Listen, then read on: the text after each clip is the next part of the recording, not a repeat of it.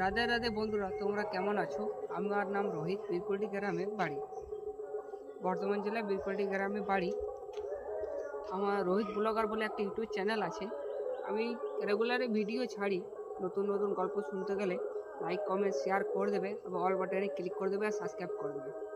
তাহলে গল্পটা শুরু করি। এটা একটা মিম বলে একটা মেয়ের গল্প। তাহলে গল্পটা শুরু করি। মিম বলে একটা মেয়ে, ওই মেয়েটা খুব একটা ছেলেটাকে খুব ভালোবাসতো। ছেলেটাও খুব ভালোবাসতো মেয়েটাকে, মেয়েটাও খুব ভালোবাসতো। এবার মেয়েটা মেয়েটা খুব ভালো হতো। ছেলেটা একদিন বলছে মেয়েটাকে, তুমি কি ছেড়ে যাবে না তো কোনো দিন আমাকে? মেয়েটা বললো, না, কোনো দিনই ছেড়ে যাবো না, তোমার সঙ্গেই থাকবো। এই ছেলেটা একদিন ফোন করলো। মেয়েটা বলল, জানো, আমার বিয়ে লেগে গেছে। ছেলেটা বলল, তুমি রাজি? মেয়েটা বলল, হ্যাঁ, আমি রাজি, আমি রাজি। মেয়েটা বলল, তুমি তো বলেছিলে যে আমি তোমার সঙ্গেই থাকবো। না, আমি রাজি। তুমি তো কিছুই করো না, তুমি কাজ করো না, আমি তোমার সঙ্গে থাকতে পারবো না। তুমি কি কিনে দিয়েছো আমাকে? তুমি কি দিয়েছো? তুমি কিছু দাওনি।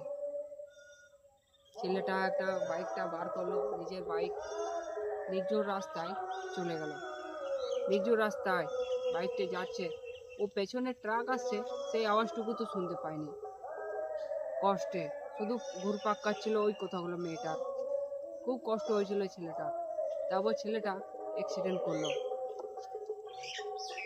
মেয়েটার বান্ধবী মেয়েটাকে ফোন করলো যে তুই যাকে ভালোবাসছিস ও মারা গেছে।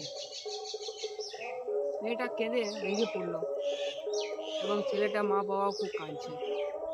অ্যাম্বুলেন্স এলো, হাসপাতাল নিয়ে গেল।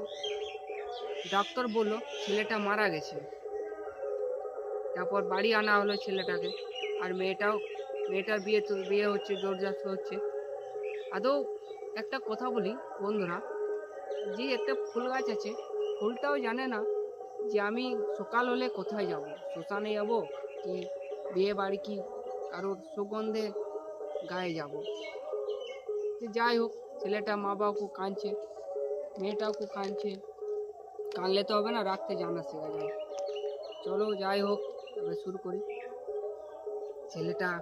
ছেলেটার বডি নিয়ে যাওয়া হলো কাঁধে করে, আর মেয়েটা পালকি। মানে এটা দুটো সুভার।